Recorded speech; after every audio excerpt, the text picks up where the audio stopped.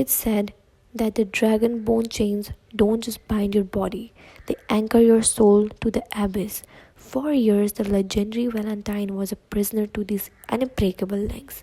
Julius then, the man who swore to be her savior, promised her that he'd return to free her. He told her that he was going just to get milk, but he never came back. He left her to rot in the sky. But Jack isn't a coward and he isn't a ghost. As the clouds part and the jagged earth rushes up to meet them, Jack draws his steel and he doesn't look like a hero. He looks like a force of nature. With one calculated, impossible strike, he swings. And clang! The sound ripples across the horizon. The boy who shouldn't even know how to hold a blade just shattered the bones of a dragon. In that split second of silence, as the broken chains fall away, Valentine looks at him. She doesn't see a child, he sees a miracle. But the earth wants its due. As they hit the cavern floor, the ceiling begins to groan. Thousands of tons of rock start to rain down, aiming to burying them both alive. Jack doesn't flinch. He breathes, one of the four fundamental pillars of the world. Mountain.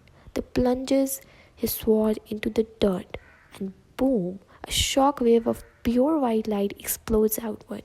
The falling boulders don't just stop, they deflect, sliding off an invisible shield like water off a stone.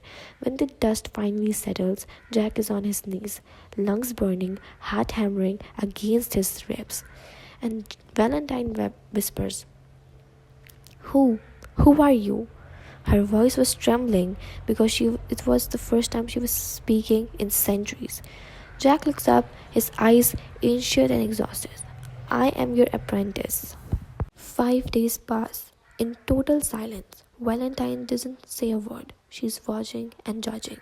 In the city, she finally turns to him. She suspects he's a Thin, that he's part of the royal clan. Because Solora, touching the power of soul at his age, that isn't just talent, that's a sin against the laws of magic. So she tests him. She waits for him to finish her thought on power, ready to strike if he fails. But Jack has lived this life before. He gives the perfect answer, saving himself from an Ellie style beating. But then she looks deeper. She doesn't just see his power, she sees something else. She hears the screams echoing from his spirit. And she asks, How many have you killed? And Jack's laughter is cold. It's the laugh of a man who has seen the world end. Master, if I told you my story, you'd be silent for another 5 days. Jack knows the war is coming, and to survive, he needs a team of monsters. And he's thinking that suddenly he bumps into a simple flower girl. The world sees a commoner, and Jack sees a 10th circle goddess. He doesn't just hesitate, he hands her a bag of gold that could buy a kingdom. She's stunned. She just only wants a shilling. And he smiles, takes his flowers, and lets her go. She's a vampire. Valentine warns from the shadows, the only creature who could ever truly fight a dragon. Jack doesn't care. He takes his new sword, a blade rumored to have cut the hair of kings, and walks towards the horizon. He knows the Draugrs are watching. He knows the 400-year-old peace is rotting. He says that innocent children are never guilty. But as Valentine watches him, she wonders, is he talking about the girl, or he is trying to convince himself that his own hands are still clean? A little while later, Valentine spots the girl again, buying supplies in the market. Seeing Valentine's such sudden seriousness, Jack takes her hand and says, Master, you do not have to feel guilty. I do not know everything, but I know that I am your disciple. Valentine finally breathes a sigh of relief. But before they leave, she drops a warning. Jack, look, never let that girl ever drink your blood. Jack is confused, but Valentine stays silent. The girl hurries away with her things. Jack watches her, thinking she's just a child who should be eating normal food. Meanwhile, the girl vampire, her mind is racing. She laughs at the idea of someone talking to a puppet-like monster. Yet, after years of hardship, someone had finally treated her gently.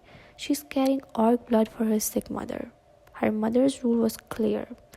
Never ever drink human blood, except what her uncle provides. And now a new layer is added to Jack's story, and this meeting might just change her fate.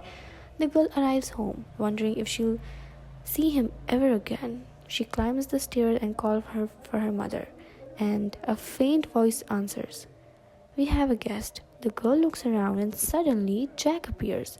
She collapses in tears. Valentine speaks gravely. Sit down, girl. The mother recognizes the man.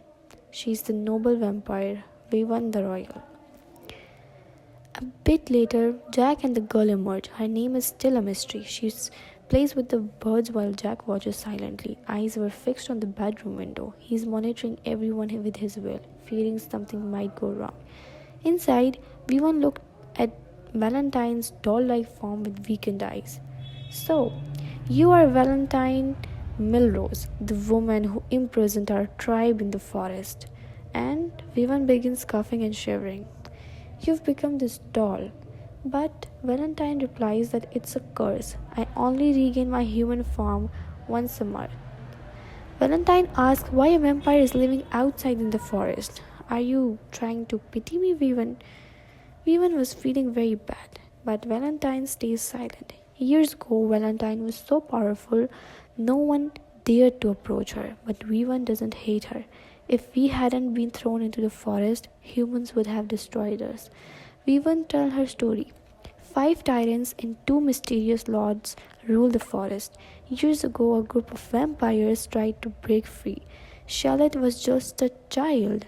The rebellion failed. Everyone was slaughtered except Vivan and Charlotte. A dragon took pity on them, sparing them on one condition. They live in the shadows and drink only the blood of swans and crows.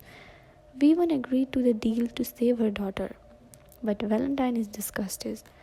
A royal vampire waiting to die in these conditions. Meanwhile, outside, Charlotte is anxious. When will they leave? My uncle is coming and he doesn't like guests. Jack's interest is piqued. Who is your uncle?